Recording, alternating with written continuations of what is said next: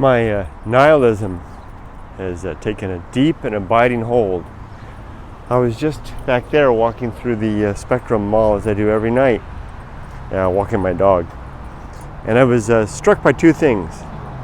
One was how often my dog had to piss. He pees everywhere, on everything. And how delighted he was with the act of peeing. How much pleasure it really just gave him.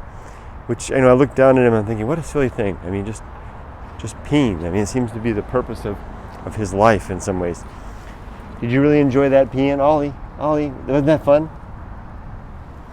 Then I was struck by the other thing, which was all the distractions of my fellow human beings, including me, to a greater or lesser degree, to the very things that occupy our time.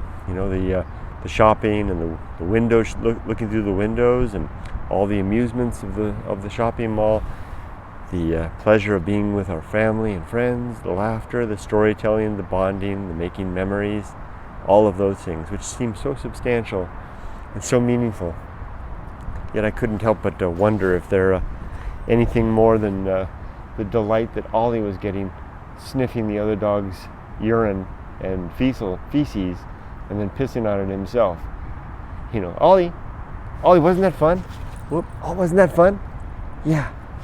I almost fell off. I think that's my nihilism. That deep, deep sense that the universe has no apparent meaning that I can find.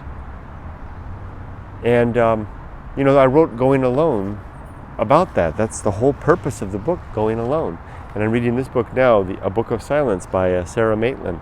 And she's bringing to light so many ideas. She talks about the experience of silence and the things that it draws out. And I'm learning that I'm not alone in these experiences, the things that I find out there, the great indifference that I call it. She has a word for it as well.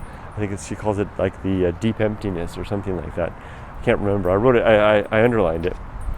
But see, here he's distracted by some smell.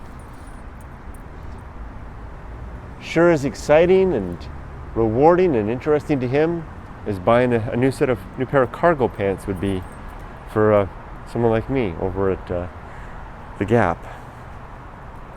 So that's it. I'll stop for now. Well, there was today's objective would be the principle number 5, doing good things.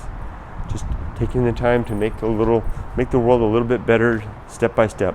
I did that today by overcoming some confusion that happened at work, which cost me about a half hour of my time, which I could have reconciled it by simply giving the problem to the boss, but I chose instead to find a way to make things fit. It's just my way of trying to make the world a little bit better. That and a few other things happen throughout the day. I imagine you do the same. We all do, right? Because we care. And with that, I'm going to sign off for now. Take my little doggy home. Are you all done smelling the urine, Ollie? I'm all done shopping and socializing for now. Well, now I'll go home and socialize with my family, which appears to be a deep and meaningful bond. It appears to be.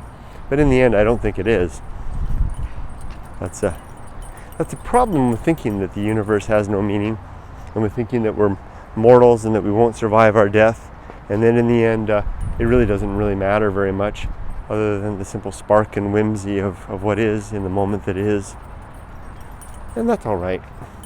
But a little bit in the back of my mind is always saying, yeah, but it really isn't anything after all.